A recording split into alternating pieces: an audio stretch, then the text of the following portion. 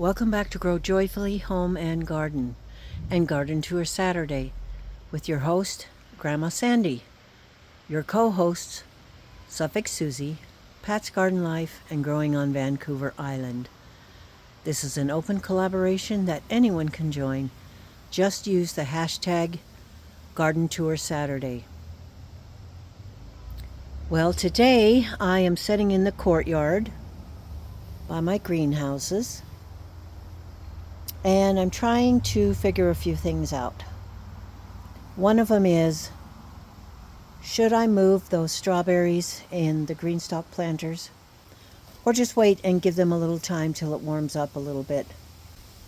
This is the 13th of June, and it can either be really hot or, as it is right now, quite cool in the shade. If you go out in the full sun, it's warmer.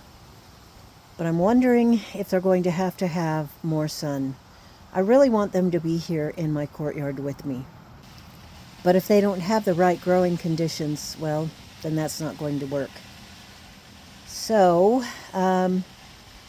this big heel tomato's doing okay. The tiny Tims are finally coming on. Some of the strawberries have greener leaves. I'm just going to continue to fertilize them and see what I can do. But my project right now is to fill some pots up with potting mix, vermiculite, perlite, and blood meal and bone meal, and put some of these tomatoes in them. Now they're indeterminates, and they're going to need some very strong staking, so I'm a little bit hesitant to put them in the pots. But I have so many of them.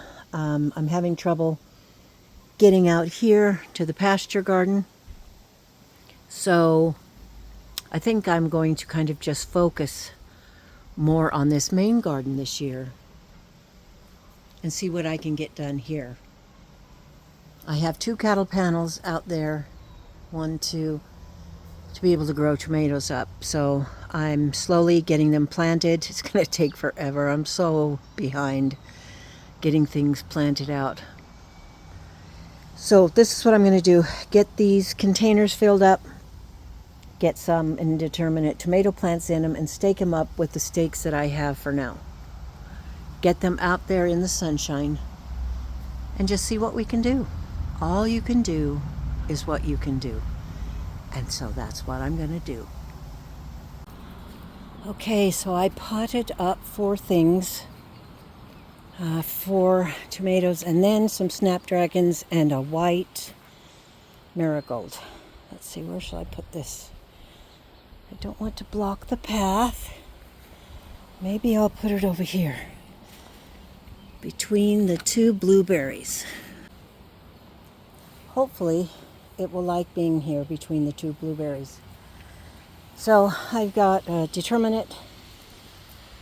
There's a Lucy. Determinate, indeterminate, and indeterminate planted in some pots today, some big pots. So I'm going to run the water right now, and hopefully they'll do really, really well here. So this is several hours later. We are out in the pasture garden. We finished planting these 7 rows last week. It takes 2 or 3 or 4 weeks for them to shake off their transplant shock and look decent. And these are not looking decent, but they're still alive, so there is a chance. The ones that are down there farther, the first 2 rows I planted are coming back a lot better. But it certainly makes you wonder. Over here, we planted 2 more rows today. It's pretty hot to be planting them. It feels hot to us. It's only in the low 80s. But we got it done. We're going to turn on the sprinkler, and sprinkler comes on the second I say that, because it's magic. Whoa! Because that's a magic sprinkler. Our corn is not doing well here. The potatoes are doing very well. My daughter's growing some flowers, and everywhere there are weeds. So we're sitting in the pavilion. Thank heavens for this pavilion. My husband and son have saved our lives. And take a look at the poor raspberries. Nothing but weeds.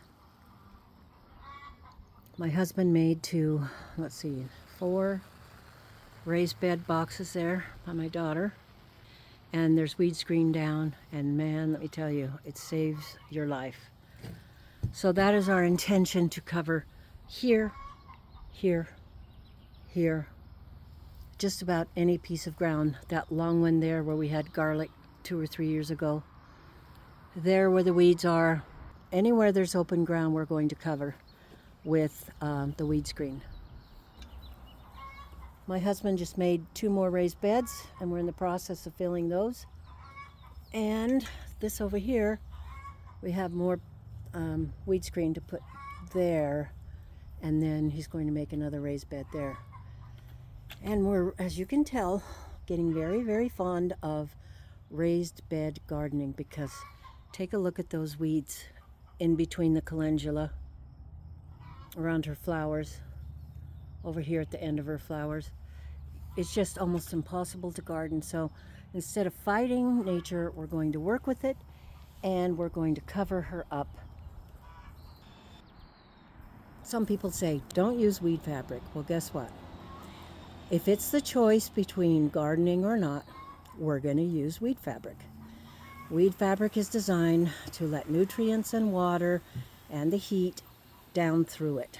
So things really do grow with it. The tomatoes I grew here last year, they had weed fabric. They did just fine.